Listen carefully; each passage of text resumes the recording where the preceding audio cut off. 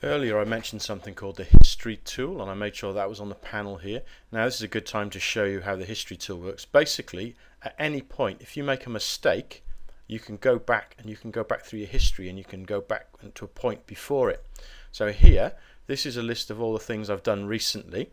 If, for instance, I take a step back, I can move back through the things that I've done, and I could carry on from that point. So if I decided I wanted to go back from before I made this green banner, this green rectangle, I can go all the way back up to there. Now the rectangle tool and everything beyond it doesn't show, so I could basically carry on from that point.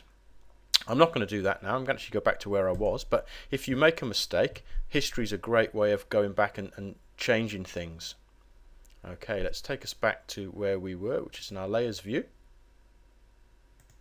The last thing you're going to do, obviously you're going to save as you go along, but when you're happy, this is obviously not finished, but we'll pretend it is finished for now, is you're going to go File, you're going to choose Save As, and this time you're going to do a JPEG version as well.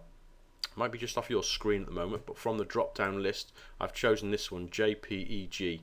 I can leave it as the same name and hit Save. Maximum quality is 12 is good, say OK. Now all I'm going to do is I'm going to take you back in and show you where those things are saved now. So I'm going to go back into my D drive, which is here. Okay, back into my digital tech, back into my Photoshop.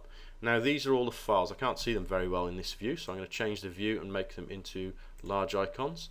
And you can see I've got my Photoshop version of Katy Perry, my Photoshop version of the magazine, and the Photoshop version of my minion, and I've got my two original downloaded images and the one I've created.